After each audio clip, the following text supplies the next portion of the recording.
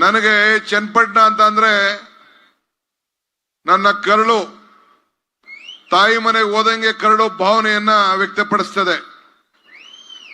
ನನ್ನ ಕಷ್ಟ ಕಾಲದಲ್ಲಿ 4 ಎಲೆಕ್ಷನ್ ಅನ್ನ ವಿಧಾನಸಭೆಗೆ ಒಂದು ಭಾಗ ಇಲ್ಲಿ ನಿಲ್ಲಿಸಿ ನನ್ನನ್ನ ಕಳಿಸಿ ಗೆಲ್ಸ್ಕೊಟ್ರಿ.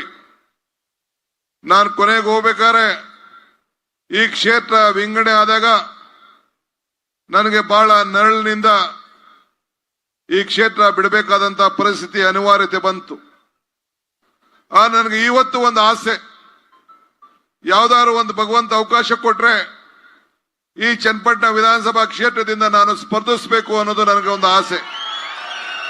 ಯಾಕೆಂದ್ರೆ ಇಲ್ಲಿರುವಂತ ಜಾತ್ಯತೀತ ತತ್ವ, ನಮ್ಮ ಬಡವರು, ಅಲ್ಪಸಂಖ್ಯಾತರು, ಬೆಸ್ತ ಸಮುದಾಯ, ತಿಗಳ ಸಮುದಾಯ, ಪರಿಶಿಷ್ಟ ಜಾತಿ, ಪರಿಶಿಷ್ಟ ಪಂಗಡ, ಅಲ್ಪಸಂಖ್ಯಾತರು, ಒಕ್ಕಲಿಗರು ಎಲ್ಲ ಹಿಂದುಳಿದವರಿಗೂ ಬಹಳ ಸಹಬಾಳ್ವೆಯಿಂದ ಸರ್ವರಿಗೂ ಎಲ್ಲ ವರ್ಗದವರು, ಕುವೆಂಪರು ಯಾವ ರೀತಿ ಶಾಂತಿಯ ತೋಟ ಅಂತ ಹೇಳ್ತಾರೆ ಹಂಗೆ ಎಲ್ಲ ಜನಾಂಗದವ್ರಿಗೂ ಕೂಡ ವರ್ತಕರ ಆದಿಯಾಗಿ ಬಾಳ್ಮೆಯಿಂದ ನೋಡುವಂತ ಒಂದು ಪವಿತ್ರವಾದಂತ ಭೂಮಿ.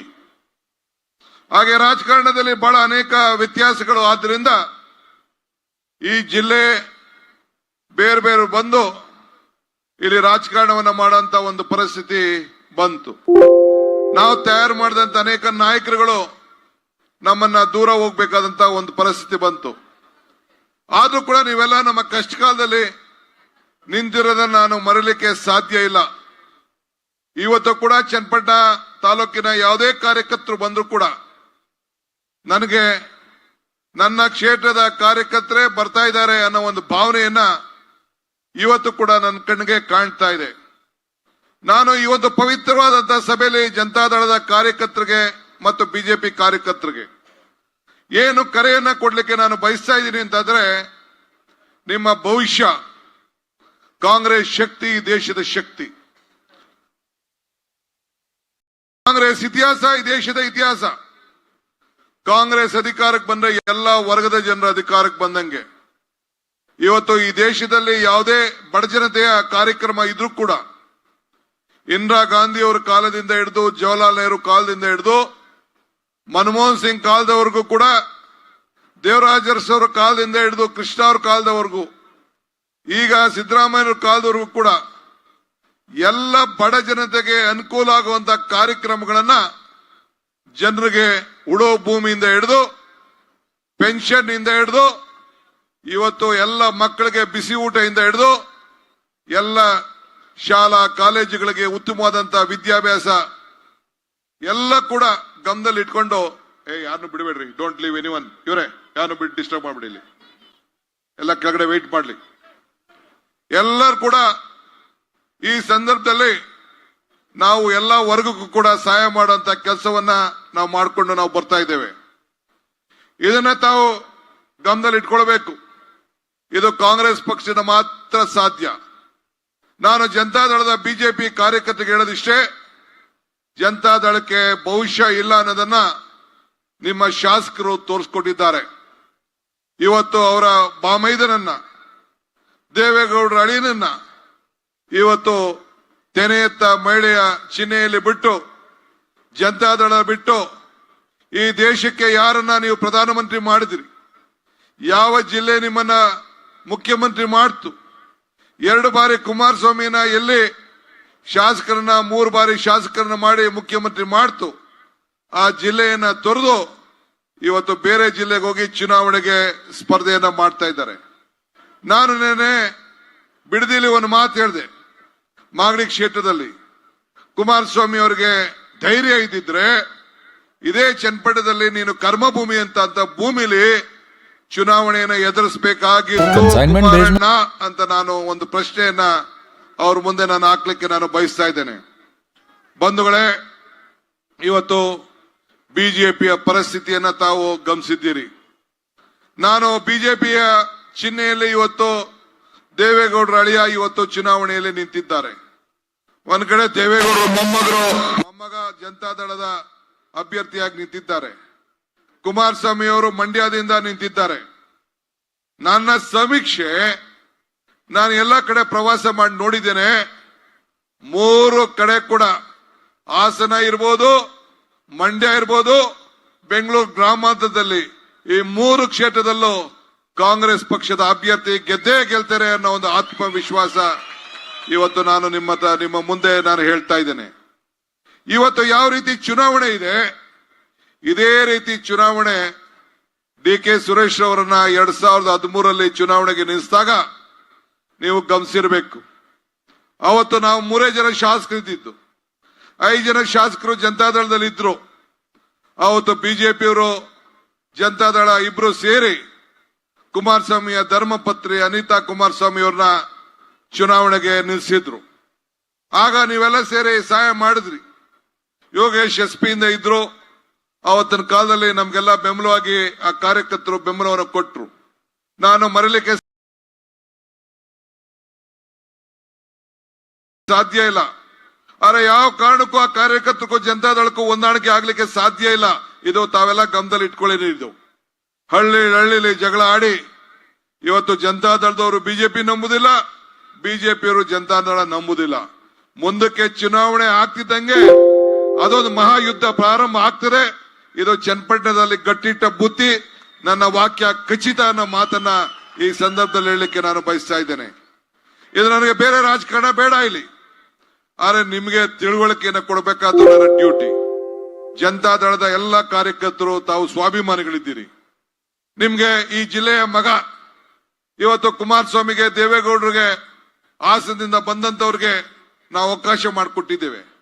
ನಾನೇ ನಿಂತ್ಕೊಂಡು ಮುಖ್ಯಮಂತ್ರಿ ಸ್ಥಾನಕ್ಕೆ ಸೂಚಿಸಿದ್ದೇನೆ. ಅವತ್ ಕಾಲದಲ್ಲಿ ಮಲ್ಲಿಕಾರ್ಜುನ್ ಖರ್ಗೆ ಅವರು ಕೂಡ ಜಾತ್ಯತೀತ ತತ್ವ ಉಳಿಬೇಕು ಅನ್ನೋ ದೃಷ್ಟಿಯಿಂದ 5 ವರ್ಷ ಬೇರೆ ಶಕ್ತಿ ನಾವು ಕಾಂಗ್ರೆಸ್ ಪಕ್ಷ ಬೆಂಬಲವನ್ನ ಬರೀ 80 ಸೀಟ್ ಇದ್ದಂತವ್ರ 38 ಜನಕ್ಕೆ ಬೆಂಬಲ ಕೊಟ್ಟು ಮುಖ್ಯಮಂತ್ರಿ ಮಾಡ್ದು. ಆದ್ರೆ ಅದನ್ನ ಉಳಿಸ್ಕೊಳಕ್ ಆಗ್ಲಿಲ್ಲ. ಯಾರು ಕುಮಾರಸ್ವಾಮಿನ ಇಳಿಸ್ಲಿಕ್ಕೆ ಪ್ರಯತ್ನ ಮಾಡಿದ್ರು, ಅವತ್ತು ಇದೇ ಯೋಗೇಶ್ವರ್ ಕುಮಾರಸ್ವಾಮಿ ಇಳಿಸ್ಲಿಕ್ಕೆ ಪ್ರಯತ್ನ ಮಾಡಿದ್ರು. ಇವತ್ತು ಬೇರೆ ಎಲ್ಲ ಅಶೋಕ್, ಇವತ್ತು ಯಡಿಯೂರಪ್ಪನವರು, ಅಶ್ವಥ್ ನಾರಾಯಣ, ಯಾರು ನಮ್ಮ ಗೋಪಾಲಯ್ಯ, ಯಾರು ನಾರಾಯಣಗೌಡ, ಯಾರ್ಯಾರು ಕುಮಾರಸ್ವಾಮಿನ ಕೆಳಗೆ ಇಳಿಸಿದ್ರು ಇವತ್ತು ಕುಮಾರಸ್ವಾಮಿ ಹತ್ರ ಬಂದು ತಪ್ಪಾಡ್ತಾ ಇದ್ದಾರೆ. ಇದು ರಾಜಕಾರಣದಲ್ಲಿ ಸಾಧ್ಯನಾ? ನೀವು ಬೆಳಗ್ಗೆ ಸಾಯಂಕಾಲ ದುಡಿದು ಹೋರಾಟ ಮಾಡಿ ದ್ವೇಷ ಕಟ್ಕೊಂಡು ಕೇಸ್ ಹಾಸ್ಕೊಂಡು ಒಡೆದಾಟದ ಪರಿಸ್ಥಿತಿ ಏನಾಗಬೇಕು? ಈ ಇಬ್ರು ಒಂದಾದ್ರೆ ಅನ್ನೋದನ್ನ ಒಂದ ಪ್ರಶ್ನೆಯನ್ನ ನಿಮ್ ಮುಂದೆ ಹೇಳ್ತಾ ಇದ್ದೀನಿ. ಓಲಿ ಯಾವ್ದಾದ್ರು ಸಿದ್ಧಾಂತಕ್ಕೆ ಒಳಗೆ ಆದ್ರ? ಯಾವ ಸಿದ್ಧಾಂತ ಕೂಡ ಇಲ್ಲ, ಯಾವುದು ಒಂದು ನೀತಿ ಇಲ್ಲ. ಆದ್ರಿಂದ ಈ ಸಂದರ್ಭದಲ್ಲಿ ತಾವು ಜನತಾದಳದವರು ಇಲ್ಲ ಬಿಜೆಪಿ ಕಾರ್ಯಕರ್ತರು ಬಹಳ ಜನ ನಮ್ಮ ಮೇಲೆ ವಿಶ್ವಾಸ ಇಟ್ಟು ನಮ್ಮ ಜೊತೆ ಸೇರಿದ್ದೀರಿ. ನಿಮ್ಗೆಲ್ಲ ನಾನು ಸ್ವಾಗತ ಮಾಡ್ತೇನೆ. ನಾನು ಡಿ.ಕೆ. ಸುರೇಶ್ ಮತ್ತು ನಿಮ್ಮೆಲ್ಲ ಮುಖಂಡಗಳು ನಿಮ್ಮನ್ನ ನಾನು ಬಹಳ ಸಂತೋಷದಿಂದ ಸ್ವಾಗತವನ್ನ ನಾನು ಮಾಡಿ ನಿಮ್ಮನ್ನ ಒಟ್ಟಿಗೆ ತೆಗೆದುಕೊಂಡು ಹೋಗುವಂತ ಕೆಲಸವನ್ನು ಮಾಡ್ತೀನಿ. ನಾನು ಕುಮಾರಸ್ವಾಮಿಗೆ ಒಂದು ಮಾತು ಕೇಳಲಿಕ್ಕೆ ಪ್ರಶ್ನೆ ಮಾಡ್ತೀನಿ. ನಿನಗೆ ಅಧಿಕಾರ ಇತ್ತಲ್ಲೇನಪ್ಪ, 2 ಬಾರಿ ಮುಖ್ಯಮಂತ್ರಿ ಆಗಿದ್ದೆ, ಬೇಕಾದಷ್ಟು ಬಿಜೆಪಿ ಜೊತೆ ಹೊಂದಾಣಿಕೆ ಇತ್ತು. ಒಬ್ಬ ಕಾರ್ಯಕರ್ತನಿಗೆ ಒಂದು ಅಧಿಕಾರವನ್ನ ನಿನ್ನ ಕೈಯಲ್ಲಿ ಕೊಡ್ಸಕ್ ಆಗ್ಲಿಲ್ಲ. ಚನ್ನಪಟ್ಟಣದಲ್ಲಿ ನಿನ್ನ ಮುಖ್ಯಮಂತ್ರಿ ಆಗಿದ್ದಾಗ ನಿನ್ನ ಕಾರ್ಯಕರ್ತರು ಒಬ್ರು ಕೂಡ ನೀನು ರಕ್ಷಣೆ ಮಾಡಕ್ ಆಗ್ಲಿಲ್ಲ. ಒಬ್ರು ಕೂಡ ಒಂದು ಒಳ್ಳೆ ಗಾಡಿಲಿ ಓಡಾಡ್ಲಿಕ್ಕೆ ನೀನು ಸಂತೋಷವನ್ನು ಪಡಕ್ ಆಗ್ಲಿಲ್ಲ. ನಿನ್ನ ಕಾರ್ಯಕರ್ತರಿಗೆ ರಕ್ಷಣೆ ಮಾಡಕ್ ಆಗ್ಲಿಲ್ಲ ಅಂತ ಅಂದ್ಮೇಲೆ ನೀನು ಇವತ್ತು ಮಂಡಿಕ್ ಹೋಗಿ ಆ ಕಾರ್ಯಕರ್ತರ ಮೇಲೆ ನಂಬಿಕೆ ಇಲ್ಲದೆ ಮಂಡಿಕ್ ಹೋಗಿ ಚುನಾವಣೆಯನ್ನ ನಿಂತ್ಕೊಂಡಿದ್ಯೆ.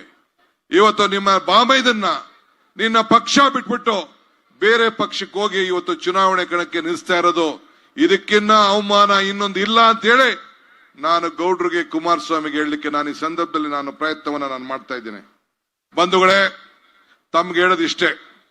ಈಗ ಬಿಜೆಪಿ ಅಭ್ಯರ್ಥಿಯಾಗಿ ಮಂಜುನಾಥ್ ನಿಲ್ಲಿಸಿದ್ದಾರೆ. ನಾನು ಅವ್ರ ಬಗ್ಗೆ ಏನ್ ಮಾತಾಡ್ಲಿ? ಪಾಪ ಎಲ್ಲೋ ಸರ್ಕಾರಿ ನೌಕರಲ್ಲಿದ್ರು, ಇವತ್ತು ಬಂದು ಚಿಹ್ನೆ ಜನತಾ ಬಿಜೆಪಿ ಚಿಹ್ನೆಯಲ್ಲಿ ನಿಂತಿದ್ದಾರೆ. ನಾನು ಬಿಜೆಪಿಯವರು ಏನ್ ಮಾಡಿದ್ರು ಅಂತ ಒಂದು ಪ್ರಶ್ನೆ ಕೇಳ್ತಾ ಇದ್ದೀನಿ. ನಿಮ್ಗೊಂದು ಮಾತು ಕೊಟ್ರು, ನಾವೊಂದು ಅಡ್ವರ್ಟೈಸ್ಮೆಂಟ್ ಕೊಟ್ಟಿದ್ದೋ ನಿನ್ನೇನೋ ಮೊನ್ನೆ, ಒಂದು ಖಾಲಿ ಚೊಂಬು ಅಂತ ಹೇಳಿ ಚಂಬ್ ಕೊಟ್ಬಿಟ್ರಿ ನಮ್ ಜನರಿಗೆ ಅಂತ ಕೊಟ್ಟಿದ್ದು. 15 ಎಲ್ಲ ಕಪ್ಪು ಹಣವನ್ನ ತೆಗೆದುಕೊಂಡು ಬಂದು ನಿಮ್ಮೆಲ್ಲರಿಗೂ ಕೂಡ 15 ಲಕ್ಷ ರೂಪಾಯಿ ಹಾಕ್ತಿವಿ. ನೀವು ಜನ್ಧನ್ ಅಕೌಂಟ್ ಜನ್ಧನ್ ಅಕೌಂಟ್ ಮಾಡಿ ಅಂತೇಳಿ ನಿಮ್ಮೆಲ್ಲರಿಗೂ ಹೇಳಿದ್ರು. ಯಾರಿಗಾರು 15 ಲಕ್ಷ ಬಂತ ತಾಯಿ? ನಿಮ್ ಮನೆ ಯಜಮಾನ್ರಿಗೆ ಯಾರಿಗಾರು ಬಂತ? ನಿಮ್ಗೆ ಯಾರಿಗಾರು ಬಂತ 15 ಲಕ್ಷ?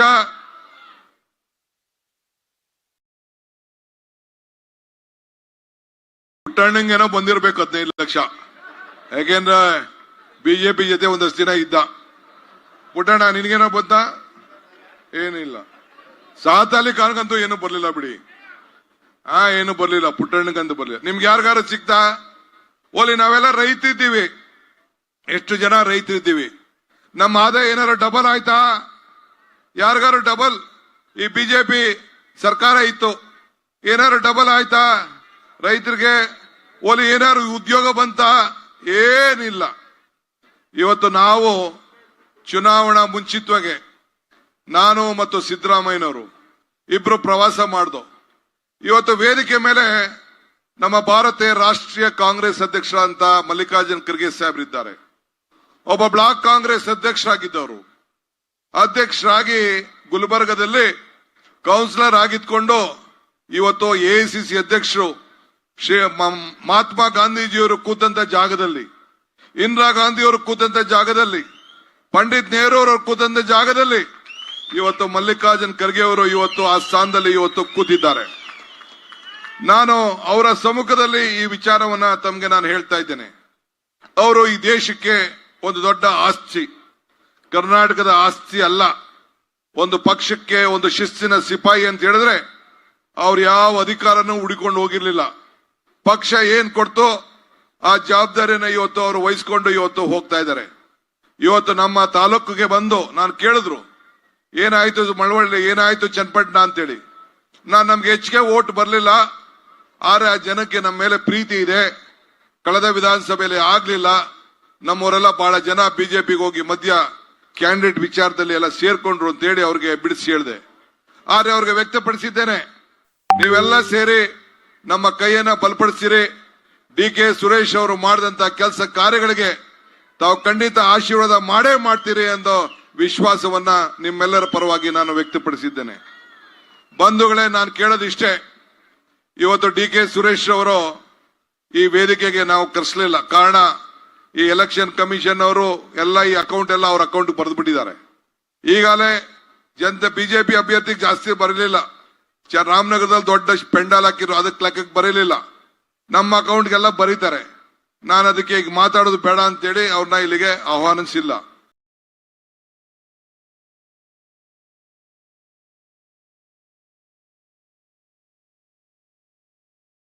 ಮಂತ್ರಿ ಆಗಿದ್ದೆ.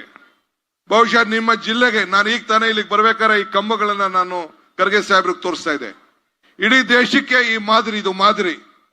ಇಡೀ ನಮ್ಮ ರೈತರ ಕುಟುಂಬಕ್ಕೆ, ರೈತರ ಸಮುದಾಯಕ್ಕೆ, ಇಡೀ ಕರ್ನಾಟಕ ರಾಜ್ಯದಲ್ಲಿ ಯಾವ ತಾಲೂಕಿನಲ್ಲೂ ಇಲ್ಲ, ಯಾವ ಕ್ಷೇತ್ರದೂ ಇಲ್ಲ. ಒಬ್ಬ ರೈತನಿಗೆ ಒಂದು ಟ್ರಾನ್ಸ್ಫಾರ್ಮರ್, ಇಬ್ರು ರೈತರಿಗೆ ಒಂದು transformer, high voltage distribution scheme ಅನ್ನು ಮಾಡಿ ಇಡೀ ದೇಶಕ್ಕೆ ಮಾದರಿ ಕ್ಷೇತ್ರ ಯಾವ್ದಾರು ಇತ್ತು ಅಂದ್ರೆ ಅದು ಬೆಂಗಳೂರು ಗ್ರಾಮಾಂತರ ಕ್ಷೇತ್ರ. ಇದಕ್ಕೆ DK ಸುರೇಶ್ ಕಾರಣ ಅನ್ನೋದನ್ನ ನನಗೆ ಹೇಳಲಿಕ್ಕೆ ಬಹಳ ಸಂತೋಷ ಆಗ್ತದೆ. ಇವತ್ತು ಎಷ್ಟೋ ಸ್ಟೇಷನ್ಗಳು, KB ಸ್ಟೇಷನ್ಗಳು, ಇವು 66, 220 ಸ್ಟೇಷನ್ಗಳು, ಒಂದು 10 ಸ್ಟೇಷನ್ಗಳು ಇವತ್ತು ಚನ್ನಪಟ್ಟಣಕ್ಕೆ ಆಗಿದೆ. ಇವತ್ತು ಸತ್ಯಗಾಲದಿಂದ ನೀರನ್ನ ಒದಗಿಸ್ಕೊಳ್ಳುವಂಥದ್ದು. ಯಾರು ಕುಮಾರಸ್ವಾಮಿ ನೋಡಿದ್ರ ಸತ್ಯಗಾಲನ? ಯೋಗೇಶ್ ನೋಡಿದ್ರ? ಇವತ್ತು ಸುರೇಶ್ ಅವರು ನನ್ನನ್ನ ಉಪಯೋಗಿಸ್ಕೊಂಡು, ಸಿದ್ದರಾಮಯ್ಯ ಸರ್ಕಾರ ಉಪಯೋಗಿಸ್ಕೊಂಡು ಇವತ್ತು ಅಂತ ಒಂದು ದೊಡ್ಡ ನೀರಿನ ಭಾವನೆಯನ್ನ ತಪ್ಪಿಸ್ಲಿಕ್ಕೆ ಒಂದು ದೊಡ್ಡ ಪ್ರಯತ್ನವನ್ನ ಮಾಡಿದ್ದಾರೆ. ಇದಲ್ಲದೆ ಕಣ್ವ ಜೀವ ನದಿ ಆಗ್ಬೇಕು ಅನ್ನೋ ದೃಷ್ಟಿಯಿಂದ ಅನೇಕ ಅಭಿವೃದ್ಧಿ ಕೆಲಸವನ್ನ ಇವತ್ತು ಅವರು ಮಾಡ್ಕೊಂಡು ಬಂದಿದ್ದಾರೆ. ನಾನು ಒಂದೇ ಒಂದು ಮಾತು ಹೇಳಲಿಕ್ಕೆ ನಾನು ಬಯಸ್ತಾ ಇದ್ದೀನಿ ಕುಮಾರಸ್ವಾಮಿಗೆ, ಯೋಗೇಶ್ಗೆ. ಎಲ್ಲಿ ಹೋಗಿದ್ರಿ ನೀವು? ಎಲ್ಲಿ ಕೊರೋನಾ ಬಂದಾಗ ಏನಾಗಿತ್ತು ನಿಮ್ಗೆ? ಮನೆಯಿಂದ ಈಚೆ ಬರ್ಲಿಲ್ಲ, ಒಬ್ರು ರಕ್ಷಣೆಗೆ ಬರ್ಲಿಲ್ಲ. ಆದ್ರೆ DK ಸುರೇಶ್ ಮನೆಗೂ ಔಷಧಿ, ಮನೆಗೂ ಸ್ಯಾನಿಟೈಸರ್, ಮನೆಗೂ ಫುಡ್ ಕಿಟ್ಟು ಎಲ್ಲ ಬಡವರ ಪರವಾಗಿ ನಿಂತ್ಕೊಂಡು ಕೊನೆಗೆ ಔಷಧಿ, ಊಟ ಎಲ್ಲ ಕೊಟ್ಟು ಸ್ಮಶಾನಕ್ಕೆ ಹೋಗಿ ಇವತ್ತು ಸ್ಮಶಾನದಲ್ಲಿ ಹೆಣ ಉಣುವಂತ ಕೆಲಸ ಕೂಡ DK ಸುರೇಶ್ ಮಾಡೋದನ್ನ ಯಾರು ಕೂಡ ಇತಿಹಾಸನ ಬದಲಾವಣೆ ಮಾಡ್ಲಿಕ್ಕೆ ಸಾಧ್ಯ ಇಲ್ಲ. ಒಬ್ಬ ಕೇಂದ್ರ ಮಂತ್ರಿ ಸುರೇಶ್ ಅಂಗಡಿ ಕೇಂದ್ರದ ಮಂತ್ರಿನ ಅವನ ಹೆಣವನ್ನ ತಂದು ಅವ್ರ ಊರಿಗೆ ಕುಟುಂಬಕ್ಕೆ ಕೊಡಕ್ ಆಗ್ಲಿಲ್ಲ ಕೇಂದ್ರ ಸರ್ಕಾರ. ಆದ್ರೆ ಸುರೇಶ್ ಅವರು ಇವತ್ತು ಪ್ರತಿಯೊಂದು ಕುಟುಂಬಕ್ಕೂ ಕೂಡ ಸಾಂತ್ವನ ಹೇಳಿ ಮನೆಗೂ ಹೋಗಿ ಆ ಹೆಣಗಳನ್ನ ಹೂಣ್ದಂತ ಒಂದು ದೊಡ್ಡ ಕೆಲಸವನ್ನ ಮಾಡಿದ್ದು ಇವತ್ತು ಇಡೀ ದೇಶ ಅದನ್ನ ಗಮನಿಸ್ತಾ ಇದೆ. ಆದ್ರಿಂದ ಇವತ್ತು ಸುರೇಶ್ ಅವ್ರಿಗೆ ತಾವು ಆಶೀರ್ವಾದ ಮಾಡಬೇಕು. ಇವತ್ತು ನಾನು ಕೇಂದ್ರದ ನಮ್ಮ ಪಕ್ಷದ ಗ್ಯಾರಂಟಿ ವಿಚಾರದಲ್ಲಿ ನಮ್ಮ ಖರ್ಗೆ ಸಾಹೇಬರು ಮಾತಾಡ್ತಾರೆ, ನಾನು ಮಾತಾಡಕ್ ಹೋಗುದಿಲ್ಲ. ಆದ್ರೆ ನಾವು ಗ್ಯಾರಂಟಿ ಕೊಟ್ಟಿದ್ದೇವೆ. ನಾವು ಮಲ್ಲಿಕಾರ್ಜುನ್ ಖರ್ಗೆ ಸಾಹೇಬ್ರ ಕೈಯಲ್ಲಿ ಬೆಳಗಾಂನಲ್ಲಿ ಈ ಪ್ರಜಾಧ್ವನಿ ಯಾತ್ರೆ ಮಾಡ್ದೋ, ಅವ್ರ ಕೈಲಿ ಗೃಹ ಜ್ಯೋತಿಯನ್ನ ಉದ್ಘಾಟನೆ ಮಾಡ್ದೋ, 5 ಗ್ಯಾರಂಟಿಗಳನ್ನ ಅವರ ಅಧ್ಯಕ್ಷತೆಯಲ್ಲಿ ತೆಗೆದುಕೊಂಡು 5 ಗ್ಯಾರಂಟಿ ಇವತ್ತು 200 ಯೂನಿಟ್ ವರೆಗೂ ಉಚಿತವಾಗಿ ನಿಮ್ಗೆ ವಿದ್ಯುತ್ ಬರ್ತಾ ಇದೆ. ನೀವ್ ಯಾರು ಬಿಲ್ ಕಟ್ತಾ ಇದ್ದೀರೇನ್ರಮ್ಮ? ನೀವ್ ಯಾರು ಕಟ್ತಾ ಇದ್ದೀರೇನ್ರಿ? 0 ಬಿಲ್ ಬರ್ತಾ ಇದೆ ತಾನೇ? ಹೆಣ್ಣು ಮಕ್ಕಳಿಗೆ ದುಬಾರಿ ಆಗ್ತಾ ಇದೆ. ಗ್ಯಾಸ್ ಬೆಲೆ 440 ಹಿಂದೆಡ್ದು 1100 ಆಗೋಯ್ತು. ಪೆಟ್ರೋಲ್ ಬೆಲೆ 100 ರೂಪಾಯಿ ಆಗೋಯ್ತು. ಎಣ್ಣೆ ಬೆಲೆ 200 ಚಿಲ್ಲರೆ ಬಂದ್ಬಿಡ್ತು. ಎಣ್ಣೆ ಅಂದ್ರೆ ನಿಮ್ಮ ಎಣ್ಣೆ ಅಲ್ಲ, ಹೆಣ್ಣು ಮಕ್ಳ ಎಣ್ಣೆ 200 ರೂಪಾಯಿ ಆಗೋಯ್ತು. ಎಲ್ಲ ಉಪ್ಪಿಂದ ಹಿಡಿದು ಎಲ್ಲ ಪದಾರ್ಥಗಳು ಜಾಸ್ತಿ ಆಗ್ಬೇಕು. ಏನಾದ್ರು ಸಹಾಯ ಮಾಡ್ಬೇಕು ಅಂತ ಹೇಳಿ ಆಗ ಪ್ರಿಯಾಂಕಾ ಗಾಂಧಿ ಅವರು ಬಂದ್ರು. ಹೆಣ್ಣು ಮಕ್ಕಳಿಗೆ, ಮಹಿಳೆಯರಿಗೆ ಗೃಹಲಕ್ಷ್ಮಿ ಯೋಜನೆ ಅಂತ ಹೇಳಿ 2,000 ರೂಪಾಯಿ ಕೊಡೋದು ಅಂತ ತೀರ್ಮಾನ ಮಾಡ್ದು. 2,000 ರೂಪಾಯಿ ಕೊಡಬೇಕು ಅಂತ ತೀರ್ಮಾನ ಮಾಡಿ ನಾನು ಸಿದ್ದರಾಮಯ್ಯನವರು ಗ್ಯಾರಂಟಿಗೆ ಚೆಕ್ಗೆ ಸೈನ್ ಹಾಕ್ದೋ. ಇವತ್ತು ಆ 2,000 ರೂಪಾಯಿ ಕೊಡೋದನ್ನ ಅನುಷ್ಠಾನಕ್ಕೆ ತಂದಿದೀವಾ ಇಲ್ವಾ? ಇದು ನನ್ನ ತಾಯಂದಿರು ಹೇಳ್ಬೇಕು. ಏನ್ರಮ್ಮ ಬರ್ತಾ ಇದ್ಯಾ? ನಿಮ್ಮ ಬದುಕು ಹಸನ ಆಗ್ತಾ ಇದ್ಯಾ? ಏನ್ರ ನಿಮ್ಮ ಮನೆ ಹೆಂಗಸಗಳಿಗೆಲ್ಲ ಬರ್ತಾ ಇದ್ಯಾ? ಇಲ್ಲ. ಎಷ್ಟು ಜನಕ್ಕೆ ಬರ್ತಾ ಇದೆ? ಕೈ ಎತ್ತಿ ನೋಡೋಣ. ನೋಡಿ, ಎಲ್ಲ ಎತ್ತಾ ಇದ್ದಾರೆ. ಬಹಳ ಸಂತೋಷ ಅಮ್ಮ. ಎಲ್ಲರಿಗೂ ಬರ್ತಾ ಇದೆ. 2,000 ರೂಪಾಯಿ ಬರ್ತಾ ಇದೆ. ಎಲ್ಲ ಶಕ್ತಿ ಯೋಜನೆ ಎಲ್ಲ ಉಚಿತವಾಗಿ ಮಾವನ ಮನೆಗೆ ಹೋಗಿ, ಮಕ್ಕಳ ಮನೆಗೆ ಹೋಗಿ, ಬೀಗರ ಮನೆಗೆ ಹೋಗಿ, ಚಾಮುಂಡಿ ಬೆಟ್ಟಕ್ಕೆ ಹೋಗಿ, ಎಲ್ಲಮ್ಮನ ದೇವಸ್ಥಾನಕ್ಕೆ ಹೋಗಿ, ಧರ್ಮಸ್ಥಳಕ್ಕೆ ಹೋಗಿ, ಎಲ್ಲ ಕಡೆ ಉಚಿತವಾಗಿ ಪ್ರಯಾಣ ಮಾಡೋಂತ ಶಕ್ತಿ ಅವಕಾಶವನ್ನು ಮಾಡಿಕೊಟ್ಟು ಇವತ್ತು ಎಲ್ಲ ಕಡೆ ಅವಕಾಶ ಮಾಡಿಕೊಟ್ರೆ ಕುಮಾರಸ್ವಾಮಿ ಏನ್ ಹೇಳ್ತಾರೆ? ಇವತ್ತು ನಮ್ಮ 5 ಗ್ಯಾರಂಟಿಗಳಿಂದ ನಮ್ಮ ಹೆಣ್ಮಕ್ಳು ದಾರಿ ತಪ್ಪಿದ್ದಾರೆ ಅಂತ ಹೇಳ್ತಾರೆ. ಏನ್ರವಾ, ಯಾರು ದಾರಿ ತಪ್ಪಿದ್ದೀರನ್ರವಾ? ಏನ್ರವಾ, ಈ ಮಾತು ಹೆಣ್ಮಕ್ಳು ಕೇಳ್ಬೋದಾ? ಇದನ್ನ ನೀವು ಉತ್ತರವನ್ನು ಕೊಡಬೇಕು. 22ನೇ ತಾರೀಕು ಮತಪೆಟ್ಟೆಗೆ ಹೋಗೋಕ್ಕಿಂತ ಮುಂಚಿತವಾಗಿ ನಿಮ್ಮ ಕುಟುಂಬದವ್ರಿಗೆ ಹೇಳಿ, ಪಕ್ಕದ ಮನೆಯವ್ರಿಗೆ ಹೇಳಿ, ಇವತ್ತು ಜಾತಿ ಧರ್ಮ ಎಲ್ಲ ಬಿಟ್ಟು ಇವತ್ತು ಎಲ್ಲರಿಗೂ ಕೂಡ ಪಕ್ಷ ಭೇದ ಮಟ್ಟು ಎಲ್ಲರಿಗೂ 2,000 ಕೊಡ್ತಾ ಇದೀವೋ ಇಲ್ಲೋ? ಬಿಜೆಪಿಯವ್ರು ಕೊಡ್ತಾ ಇದೀವೋ ಇಲ್ಲೋ? ದಳದವ್ರು ಕೊಡ್ತಾ ಇದೀವೋ ಇಲ್ಲೋ? ಎಲ್ಲ ಬಡವ್ರು ಕೊಡ್ತಾ ಇದೀವೋ ಇಲ್ಲೋ? ನೀವ್ ಹೇಳಬೇಕಿದು. ನಿಮ್ಗೆ ಉಪ್ಪು ತಿಂದವ್ರು ಯಾರು ಬಗೆದಿಲ್ಲ. ಆ ತಾಯಿಂದಿರ ಬಗ್ಗೆ ನಂಬಿಕೆ, ನಮ್ಗೆ ಹೆಣ್ಣು ಕುಟುಂಬದ ಕಣ್ಣು ಅಂತೇಳಿ ನಮ್ಮ ತಾಯಿಂದಿರಿಗೆ ಎಲ್ಲರ ಮೇಲೂ ನಮ್ಗೆ ನಂಬಿಕೆ. ನಾನು ಜಾಸ್ತಿ ಮಾತಾಡಕ್ ಹೋಗುದಿಲ್ಲ. ಇವತ್ತು ಕೆಂಪೇಗೌಡ ಈ ಜಿಲ್ಲೆಯವರು, ಇವತ್ತು ನಮ್ಮ ಬೆಂಗಳೂರು ನಗರವನ್ನ ಕಟ್ಟಂತವ್ರು. ಬಾಲಗಂಗಾಧರ ಸ್ವಾಮೀಜಿಯವರು ನಮ್ಮ ಜಿಲ್ಲೆ ಧಾರ್ಮಿಕವಾದಂತ ಒಂದು ದೊಡ್ಡ ಶಕ್ತಿಯನ್ನ ಪ್ರಾರಂಭ ಮಾಡಿದಂತವ್ರು. ಶಿವಕುಮಾರ್ ಸ್ವಾಮೀಜಿಗಳು ನಮ್ಮ ಜಿಲ್ಲೆಯವರು. ಅವರು ಕೂಡ ಈ ನಮ್ಮ ಒಂದು ಸಮುದಾಯಕ್ಕೆ ಒಂದು ಮಠವಾಗಿ ಅಕ್ಷರ ದಾಸೋಹ, ಅನ್ನ ದಾಸೋಹನ ಇವೆರಡು ಕೂಡ, ಈ 3 ಜನ ಕೂಡ ನಮ್ಮ ಜಿಲ್ಲೆಗೆ ಒಂದು ದೊಡ್ಡ ಆಧಾರ ದೈವಗಳು. ಅವರು ಇವತ್ತು ಈ ಜಿಲ್ಲೆಯಲ್ಲಿ ಇದ್ದಾರೆ. ಇವತ್ತು ನಾವೆಲ್ಲ ಸೇರಿ ಮುಂದುವರ್ಸ್ಕೊಂಡು ಹೋಗ್ಬೇಕು. ಇವತ್ತು ನಮ್ಮ ಸಾತ್ ಅಲಿ ಖಾನ್ ರವರು ಇಲ್ಲಿಗೆ ಬಂದಿದ್ದಾರೆ, ಪುಟ್ಟಣ್ಣವ್ರು ಇದ್ದಾರೆ, ರೇವಣ್ಣವ್ರು ಇದ್ದಾರೆ. ಖರ್ಗೆ ಸಾಹೇಬರ ಮುಖಂಡತ್ವದಲ್ಲಿ ಈ ದೇಶದಲ್ಲಿ ಎಲೆಕ್ಷನ್ ನಡೀತಾ ಇದೆ. ನಾನು ಹೇಳ್ತಾ ಇದ್ದೀನಿ ಕೇಳಿ, ಈ ದೇಶಕ್ಕೆ ಮಲ್ಲಿಕಾರ್ಜುನ್ ಖರ್ಗೆ ಅವರು ಅವರ ನಾಯಕತ್ವದಲ್ಲಿ ಈ ದೇಶದಲ್ಲಿ ಚುನಾವಣೆ ನಡೀತಾ ಇದೆ. ಇವತ್ತು ನಮ್ಮೆಲ್ಲರ ಸೌಭಾಗ್ಯ, ಅವರ ಗೌರವ, ಅವರ ಸ್ವಾಭಿಮಾನವನ್ನ, ಅವರ ನಾಯಕತ್ವಕ್ಕೆ ಗೌರವನ ಕೊಡಬೇಕು. ನಾನು ಹೇಳ್ತಾ ಇದ್ದೀನಿ, ಯಾವ ಕಾರಣಕ್ಕೂ ಬಿಜೆಪಿ ರಾಷ್ಟ್ರದಲ್ಲಿ ಬರ್ಲಿಕ್ಕೆ ಸಾಧ್ಯ ಇಲ್ಲ. ನಾನು ಇವತ್ತು ಬೆಳಗ್ಗೆ ಒಂದು ಪೇಪರ್ ನೋಡ್ತಾ ಇದ್ದೆ.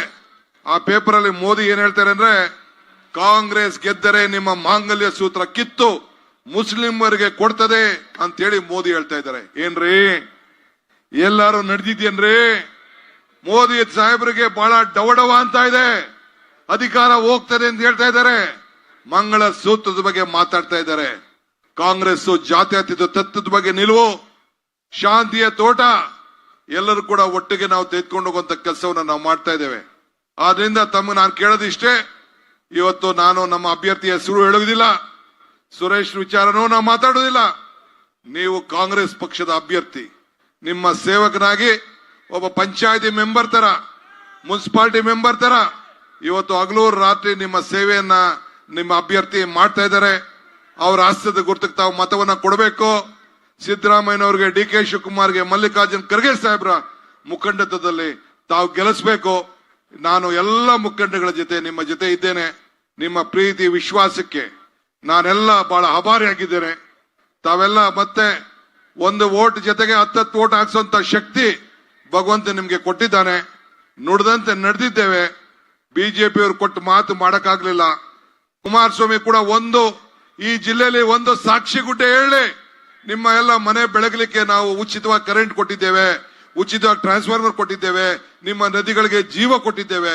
ಇಂಥದ್ದು ಒಂದು ಕೆಲಸ ಕುಮಾರಸ್ವಾಮಿ ಅವರಾಗ್ಲಿ ಬಿಜೆಪಿಯವರು ಹೇಳಿದ್ರೆ ನಾನು ಏನ್ ಶಿಕ್ಷಕ ಕೂಡ ಒಳಗಾಗಿದ್ದೇನೆ. ಆದ್ರಿಂದ ತಾವೆಲ್ಲ ಕಾಂಗ್ರೆಸ್ಗೆ ಸಹಾಯ ಮಾಡಬೇಕು ಅಂತೇಳಿ ಪ್ರಾರ್ಥಿಸಿ ನನ್ನ ಮಾತು ಮುಗಿಸ್ತೇನೆ. ಜೈ ಹಿಂದ್, ಜೈ ಕರ್ನಾಟಕ. ನೀವೆಲ್ಲ ಕಾಂಗ್ರೆಸ್ಗೆ ಸಹಾಯ ಮಾಡ್ತಿರ್ತಾನೆ? ಎತ್ತಿ ಕೈ ಎತ್ತಣೆ ನೋಡೋಣ. ನೋ ಡಿ ಕೈಲಿ ಯಾವ ಡಿ ಕೆ